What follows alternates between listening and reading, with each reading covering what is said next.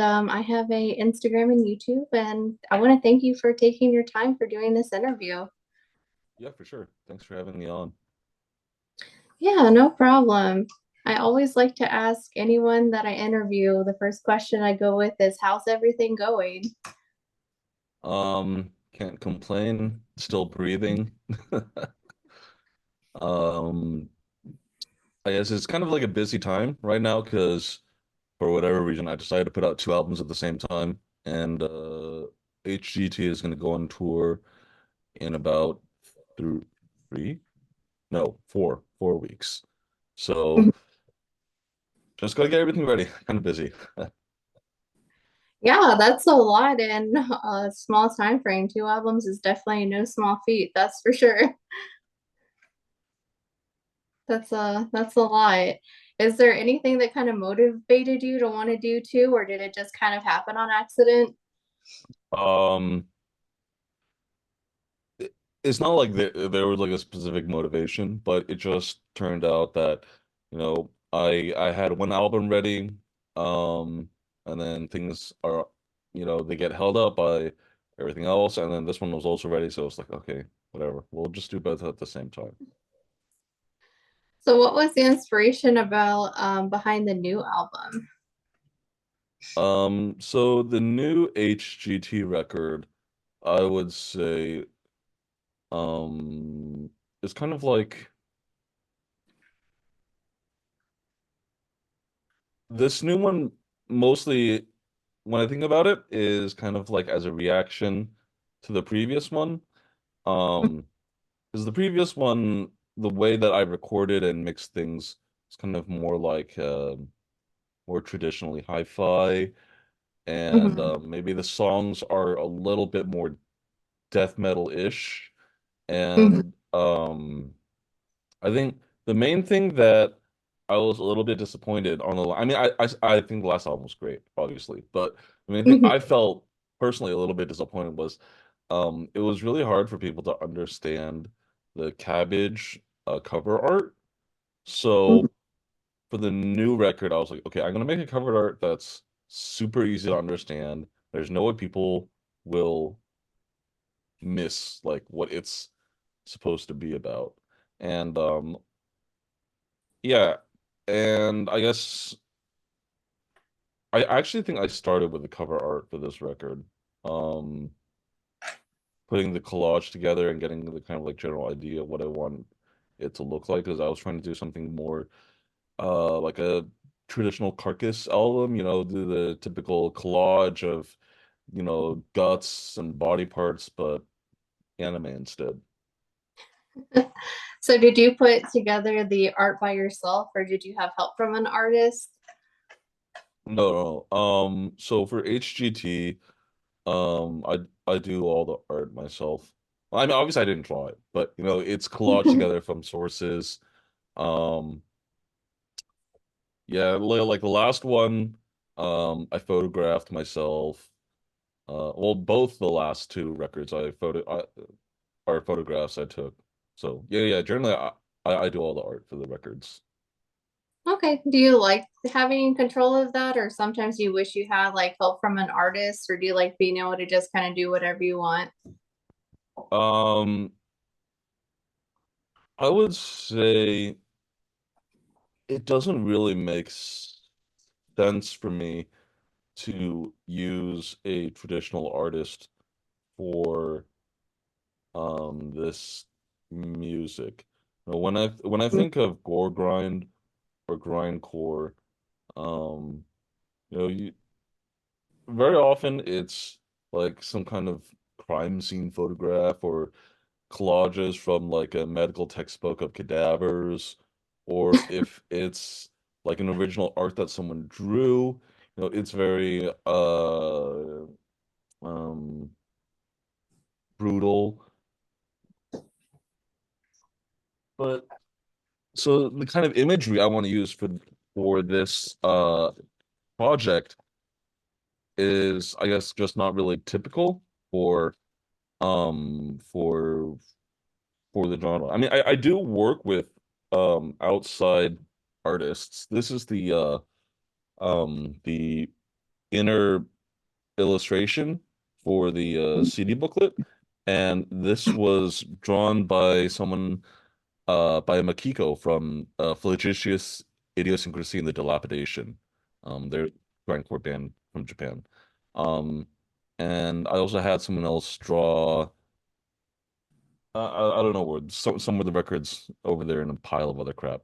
Other inner illustrations for the first record. But in general, I think it's important for me to kind of like be able to present the covers the way I kind of conceive of them. Just because it's really rare to find uh people with the exact kind of intersection of interests. Hmm. So I mean, it's easy enough to find people like when I do my death metal stuff. It's easy to find people who are into death metal, who are into traditional painting, and who tackle the kind of subjects that I sing about. But for this band, it's kind of tough. So I know the record comes out, or album, I should say, whatever. It comes out on the 16th. How do you feel now that it's about to be released? Um, hmm. I spent a lot of money on getting the shirts made, so I hope all of you out there buy the shirts. That's the that's the first thing I think of, I guess. No, but I think I'm excited to be able to actually tour on this record. Going out to LA, play the festival with Tommy Wright the Third, and going to Europe a few days after that. I haven't really had a chance to support this band with a tour for the record yet. Because I didn't start playing this project live until about a year ago. So I'm just excited to see how people, I guess, respond to this on the road. And I know you mentioned the t-shirts. Is there something behind them that made them more expensive than normal, or something behind them that's different? Oh, I mean, merch is just expensive to make. Yeah. That's all. Yeah. Is it kind of like the artwork, or is it something a little bit different, or do you have different designs that fans will be able to? Um, Hold on, I'll grab it. Give me one sec. Yeah, no problem.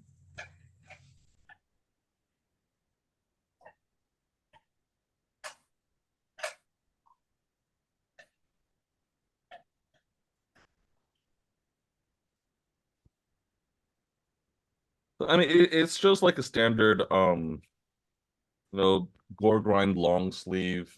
It's got the album art on the front. It's got logos on the sleeves. Of Oh, course, a great back print. that's so cute. I love the front of that. And I love that it's long sleeve. I've been getting into long sleeves because it protects you from the sun. So everyone should get one of those t-shirts. Summertime's a Yeah, great. I mean, I used to wear a lot more long sleeves, but it's just way too hot on Yeah. stage. I don't blame you there at all. People say with the lights and stuff, it's really hot. So it's kind of hard to dress up and wear long sleeves and jackets and things like that. Yeah, I don't know how those like Ghoul or Gwar or any of those bands with like big stage costumes, 'cause they've got a lot of stuff on. I don't know how they do it. I don't either. I guess they get used to it after a while. So, can you walk me through kind of like how the process was for creating this album? So everything usually starts with just mm, I kind of like come up in my mind with like an idea of how I want a song to go. So usually I've already got this idea. Okay, I want to start it off with like, a fast riff that'll go into like a bunch of dun dun dun dun dun parts and then blasting for like maybe 10 seconds and then into a groovy riff and then back to blasting. So I kind of like map out this general flow of how songs should go in my head. And then I Mhm. just sit down, start jamming out some riffs, put out, put together rough sketch with a drum machine. And then I go back once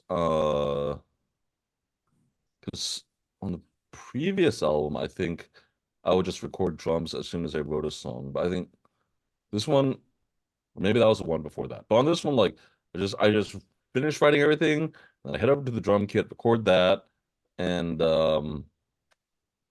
just go song by song from there. But usually when it comes to like songwriting, I try to keep in mind like a flow of an album. So if I feel like if I've already written a whole bunch of, blasting songs, then maybe I'm like, okay, I need to add one with like a little more straight, kind of cut to cut to cut to cut, or add in some more D beats for another one.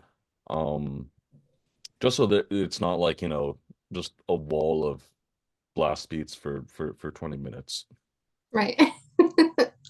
So I have to ask, how do you come up with the song titles? There's some in it that's really unique. Uh, I mean, I don't, I don't know what to tell you. Um, they're just usually based on like a meme from an anime um or maybe something I personally have beef with. Like I don't know how much anime you watch. Are you familiar with a series called Rent a Girlfriend? I've heard of it, but I haven't seen it. Okay, so Miyajima Reiji is the author, right? And then on this, so I don't know how he's gotten away with creating this series as he has, but he can't keep getting away with it. So it's like, okay, that would make a good song title. I'll just write that down. It sounds like just a bunch of random things. You're like, okay, that's gonna be a title. That's awesome. So, like with the song title, I like dub over subs. I have to ask, is there any truth to that? Is that just kind of how you prefer to watch it, and that's you just decided that's going to be a song title? On the lyric sheet. Wow. So, for this one, I wanted to make kind of like a punky type, like kind of like SOB, or maybe like DRI or Siege, that kind of like very, very early fast hardcore where it's not quite grind yet, and then make it a little bit more grindcore. So I want to have these kind of punky shouts. So those are done by my friends. One guy who did. I had a couple friends on this track actually. So one is a Joseph from Colony Drop. He also runs Northwest Terror Fest, and Billy from the Billy Smear Project. And because I think both have really great, like hardcore, thrashy type of shouts. So Mm, when I had that in mind, I was like, okay, I think I need to come up with a song title first, because it's gonna be something that they're shouting the whole time. Um, and it has to be kind of like memorable. So I'm thinking like, so it's probably gotta go da da da da da da da da da da. It's kind of like a typical D beat. And I was like, okay, I like dubs over subs. And I'm like, that works perfect. And then so that's what I had them sing. And of course, then I contrast that with my kind of gore grind gurgle, and mhm. that's how that song kind of came together. Oh wow, that's really interesting. It's really cool to know you got also some friends in on the album too to kind of help create everything, which is awesome. So I have to ask, is there a theme that fans will see in this album? I hope that any fan who is as into moe anime as I am can see just how much love and respect I have for the genre and the medium. I know there are a couple of fans out there. I think Harrison from Snag, hell yeah, dude, and Alex from Undeath. Hmm. Yeah, that's pretty cool that, there's different things in the album that's kind of like, if you enjoy anime and things like that, you can enjoy this album too. it's when I saw the album, I was like, that's really unique because, like you said in the beginning, it's usually dismemberment or skulls or something, but this is so cute. I would totally pick this up if I were just shopping and I'm like, oh my gosh, I love anime, so this album's for me. Yeah, when I first started, I kind of assumed that there would be more like a greater crossover between anime fans and gore grind fans because like you I mean I'm sure you've seen those like kind of hentai brutal death metal gore noise albums where it's just like tentacles or girls getting chopped up, but like anime. I'm like I'm sure there are people who like regular anime who also like gore grind, right? I guess that wasn't the case. Well, I think it's really cute. Like I said, if I were shopping, just the artwork alone, I'd be like, this sounds like something I need in my life, just looking at it. So I think it's really cute, and I think you did a really good job with the artwork. Thank you, thank you. And I have to ask, did you intentionally make the songs short? Because I noticed that all the songs are kind of shorter. I know usually in metal, sometimes there are songs that are like 8, 9 minutes, 20 minutes long. I think that's just kind of what happens with gore grind and grindcore. Especially when you have this type of music that's you've got the really exaggerated blast beats going at a very high tempo and nonstop like over and over. Hmm. I think it will kind of turn into like just kind of like a wall of noise if you don't keep it short and sweet. So you kind of want to leave breathing room. Hmm. And for me, it's really important in grindcore to have a lot of variations in tempos and moods, especially because every song is going to sound the same. Um, yeah, so short records, it's kind of what you got to do with grindcore. Otherwise, I mean, let me think. There are a couple of Dead Infection albums that are like 30 minutes that they can get away with it, but in general, I think most bands need to stick under the 25, closer to 20-minute mark for grindcore. Yeah. It sounds like there's like a certain formula that you have to follow to make a good album, or kind of like a guideline, I guess you would say. I wouldn't call it a formula. I would say there are best practices. Hmm. If you know what you're doing, you can get away with breaking them, obviously. Um, but I think most bands would be better served kind of not trying to mess with it too much. Yeah. So I read in the bio for this album that it's guaranteed to warm your heart before ripping it out. Can you kind of elaborate on that? Um, yes, so I want people to understand how much I love anime. I want people who love anime to understand how much this record is about the things we all love. But then at the same time, I also want to put together some really sick ass riffs and make people lose their minds with blast beats and gore vocals. So that's how I could best encapsulate that. Yeah. Well, I listened to the album the other day and I really liked it. So I think a lot of people are going to be really excited to hear it, especially since you I, get to go on tour. That's even better. I sure hope people are excited. I think when I went on tour in December with my friends from Taiwan, people seem to be really into it. So I'm excited to get out there again. Yeah, for sure. So I have to ask, what's kind of the idea behind the album name?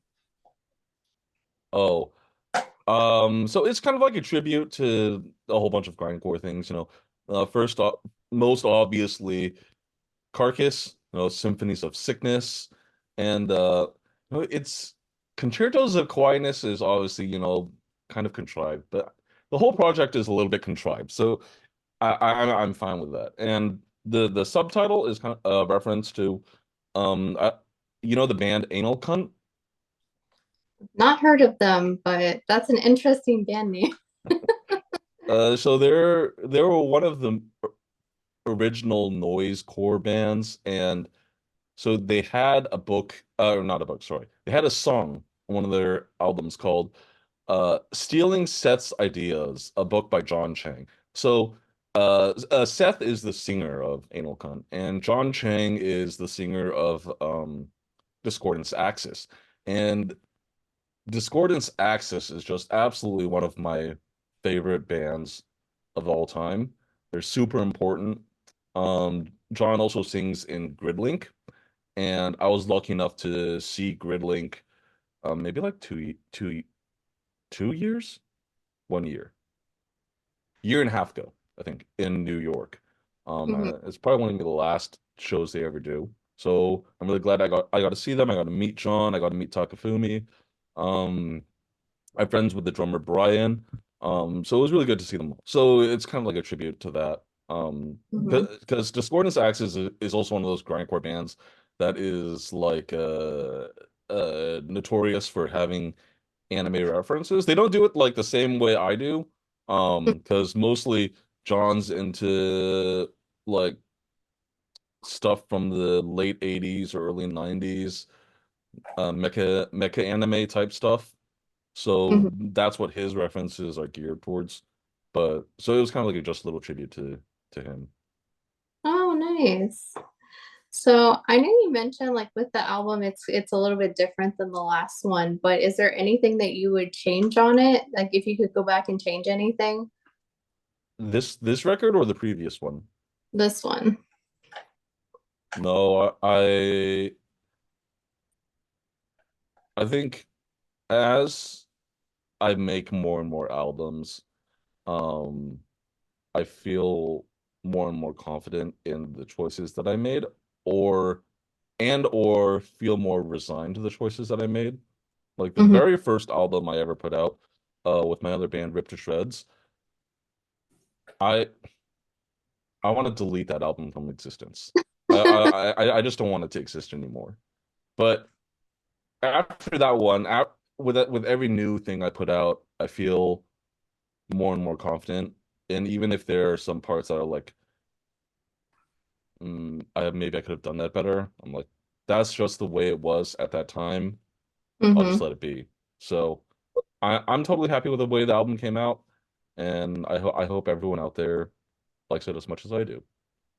Yeah, for sure. What do you hope the fans take away from this album? Blast beats, blast beats, and anime. Lots of anime. So do you think it's harder since you kind of work on everything yourself with little pitch-ins from people, or do you prefer it that way? Um, I don't know. So I've never really had a so-called traditional band experience where everyone gets in the practice room and we're like, okay, boys, we're gonna write a song today, and then like someone's like, okay, I got a riff here, and then drummer's like, okay, I got the perfect drum beat. Everyone pitches them together. I've never done that before. All my bands have been like, okay, I got a song, let's learn it, everyone. And so I guess I've just never really done things any other way. Okay, so you're just kind of used to it by this point. Well, that's nice. I mean, it's also kind of nice too to be in control because, you get to choose if you don't like something to change it and you avoid all the drama too if you have some of those bandmates. So, I think I've been very lucky to work with everyone I work with has been doing this for a pretty long time. mhm. Some some guys I've worked with have been doing this since like the 90s. So I think everyone has kind of worked all that stuff out of their system. And maybe if we were all, 18 or 19, we might have knockdown drag out fights over who gets to write what. But I think now everyone's kind of like, okay, sounds good. Sounds good, bro. So I have to ask, since there's such a love for anime, what is your favorite anime? Okay, this is the type of thing that, okay, I'll just give two answers. One for TV anime and one for movies, because those are two totally separate things in my mind. So number one for movies is Totoro, because I think that's the first anime I ever saw. My family had a copy of it on VHS, dubbed in Mandarin, and me and my sister watched the absolute shit out of it when we were kids. So that's number one for movies, and that's never going to change. Number one for TV anime. There's this series I think from 2007 or 8. I think it's 2007 or 8, called Kimonozume, and it's directed by this guy called Yuasa Masaki, and I guess he's more famous now for the series Ping Pong the Animation, but he's kind of known for having very, very odd and surreal art. And Mm-hmm. Kimonozume, to me, is one of those things that kind of go beyond typical genre norms. I think anime is, especially TV anime is, especially TV anime now, is something that is super formulaic, super, like, how do we sell more Blu-rays? How do we sell more merch? You know, and it's very sales focused. And there's very few series that, oh, well, of course, I think I'm looking back on it with kind of like nostalgia glasses on, because I only remember the good stuff from the 90s and the early 2000s, and I don't remember the bad stuff. And I'm sure there was like a ton of garbage intended to sell toys that came out back then. Um, but I think it's kind of rare to find a series that is, I mean, calling it art is super pretentious, but I mean, that's the only way I could describe it. I think Yeah. Kimonozume is great art. Yeah, for sure. I have not seen that, but I'll definitely put it on my list. So I have one last question for you here. Is there any message that you would like to give your fans who have, supported you from the beginning, and also the people who are interested in checking out your new album? Um, this one is for all the Haruhi fans, and I hope we get a new season soon. Please, please. Well, I want to thank you so much for taking the time to interview with me. And for everyone who is interested in getting the album, I will be leaving a link below this video so you can just click on it. And the album does come out on August the 16th. So make sure to grab your copy and make sure to get those t-shirts. Awesome. Thank you so much. No problem. Take care.